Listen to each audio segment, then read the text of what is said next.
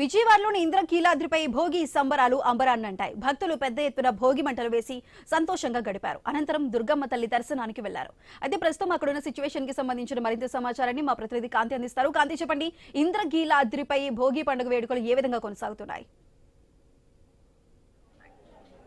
సుధా, ఇంద్రకీలాద్రిపై సంక్రాంతి సంబరాల్లో మొదటి రోజైనటువంటి భోగి వేడుకలు అంగరంగ వైభవంగా ప్రారంభమయ్యాయి. తెల్లవారుజామున భోగి మంటలు వేసి సంక్రాంతి సంబరాలను ఇంద్రకీలాద్రిపై ప్రారంభించారు. సంక్రాంతికి బొమ్మల కొలువు ఏదైతే ఆనవాయితీగా వస్తుందో బొమ్మల కొలువుని కూడా ఇక్కడ ఏర్పాటు చేయడము, అలాగే భోగి మంటలతో పాటు హరిదాసులు, గంగిరెద్దులు, పల్లె వాతావరణంతో పాటు పూర్తిగా డెకరేట్ చేయడంతో భక్తులంతా కూడా అమ్మవారి దర్శనం తరువాత ఈ బొమ్మల కొలువుని చూసి, భోగి మంటలు చూసి అమ్మవారి దర్శనం చేసుకుని వెళ్తూ ఉన్నారు. అయితే దీనికి సంబంధించి ఆలయ ప్రధాన అర్చకులు మనతో ఉన్నారు. స్వామి, చెప్పండి, దసరా తర్వాత సంక్రాంతి సందర్భంగా ఇంద్రకీలాద్రిపై చేస్తున్నటువంటి ఏవైతే పూజాది కార్యక్రమాలు ఉన్నాయో, ఈరోజు భోగి మంటతోటి సంక్రాంతి వేడుకలు అయితే ప్రారంభమయ్యాయి. ఎటువంటి వేడుకలు చేస్తారు?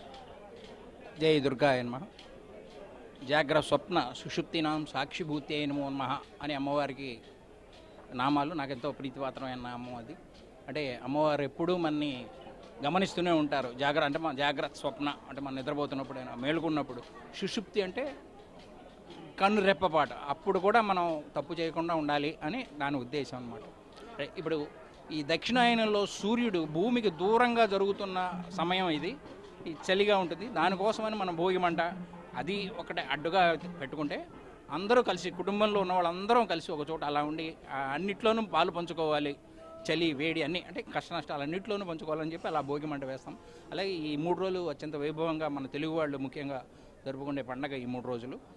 ఇవాళే భోగి మంట మీరు చెప్పినట్టు ఇందాక తెల్లవారుజామున శాస్త్రోక్తంగా అమ్మవారి సమక్షంలో భోగి మంటలు వేయడం జరిగింది.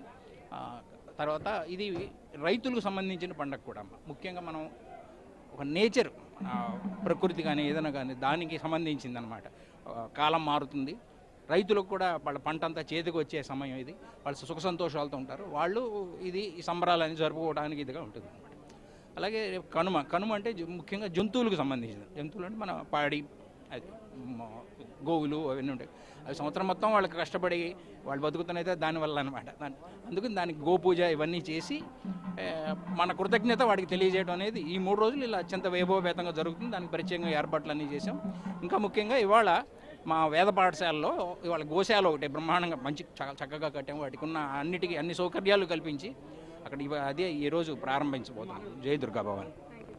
ముఖ్యంగా సంక్రాంతి పండుగ అంటేనే అటు హైదరాబాద్ నుంచి లేకపోతే వివిధ రాష్ట్రాల నుంచి ఆంధ్రప్రదేశ్కి ఎక్కువగా వచ్చేటువంటి వారితోటి రద్దీగా ఉంటుంది. అలా వచ్చిన వారు అంటే సంక్రాంతి సంబరాలు చూడడానికి విజయవాడ మీదుగా వెళ్ళేవారు కూడా అమ్మవారి ఆలయానికి వచ్చి అమ్మ దర్శనం చేసుకుని వెళ్తూ ఉన్నారు. కొంతమంది భక్తులు ఉన్నారు. చెప్పండి, ఎక్కడి నుంచి వచ్చారు మీరు?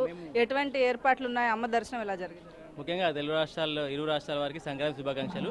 మేము హైదరాబాద్, మెదక్ డిస్ట్రిక్ట్ రామాయంపేట నుంచి వచ్చాము. ఎస్పెషల్లీ సంక్రాంతి సంబరాల కోసమే ఆంధ్ర వచ్చాము. అట్లా అమ్మవారి దర్శనం కోసం వచ్చాము. ఇక్కడ చాలా వైభవపేతంగా సంబరాలు చేయడం జరిగింది. చాలా కన్నుల పండుగ మాకు అనిపించింది. చెప్పండి. ప్రజలందరికీ భోగి పండుగ శుభాకాంక్షలు. మేము మెదక్ నుంచి వచ్చాము. సంక్రాంతి సంబరంలో భాగంగా అక్కడ ఏర్పాట్లు చూడడానికి వచ్చాము. చాలా చక్కగా ఉన్నది. తెలుగు సంస్కృతి ఉట్టిపడేలా మంచి ఆహ్లాద వాతావరణం నెలకొన్నది. ఇటువంటి అవకాశం కల్పించినటువంటి ప్రజలందరికీ ధన్యవాదాలు.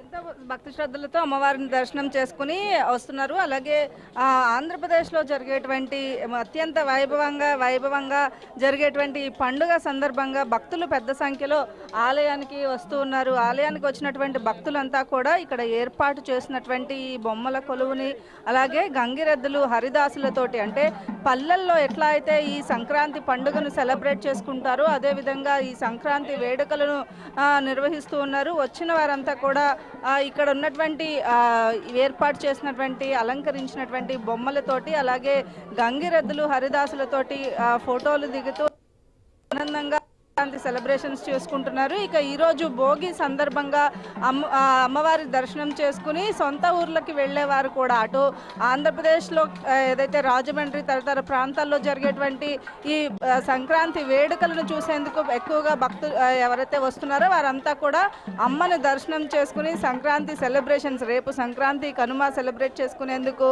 ఆలయానికి వస్తూ ఉన్నారు. వచ్చిన వాళ్ళందరితోటి తెల్లవారుజాము నుంచి కూడా భక్తుల రద్దీ అయితే కొనసాగుతుందని చెప్పాలి. ఇక ముఖ్యంగా ఇక్కడ ఉన్నటువంటి హరిదాసులు కావచ్చు, అలాగే గంగిరెద్దులతోటి, అలాగే ఆలయ ప్రాంగణంలో చేసినటువంటి అలంకరణ తెలియచేసేంటి సంక్రాంతి అనగానే బొమ్మల కొలువుని పెట్టుకుంటూ మానవాయితీగా వస్తుంటుంది. ఈ నేపథ్యంలో ఈ బొమ్మల కొలువుని చూసేందుకు కూడా భక్తులు ఎంతగానో ఆలయ ప్రాంగణంలో భక్తులు అమ్మవారి దర్శనం చేసుకుని బయటకు వెళ్ళే వరకు కూడా ఈ 2 రోజులు కూడా మరో 2 రోజులు కూడా హాలిడేస్ ఉన్న నేపథ్యంలో భక్తుల రద్దీ కొనసాగుతుంది. కాబట్టి అంతరాలయ దర్శనం అవసరాన్ని బట్టి దర్శనాన్ని రద్దు చేసుకుని అంతరాలయ దర్శనం రద్దు చేస్తున్నారు. భక్తులకు వచ్చేటువంటి భక్తి తీర్థ ప్రసాదాలు అందచేయడం కావచ్చు, అన్నప్రసాద వితరణకి కావాల్సినటువంటి ఏర్పాట్లన్నీ కూడా ఆలయంలో ఏర్పాటు చేశారు. సుధా.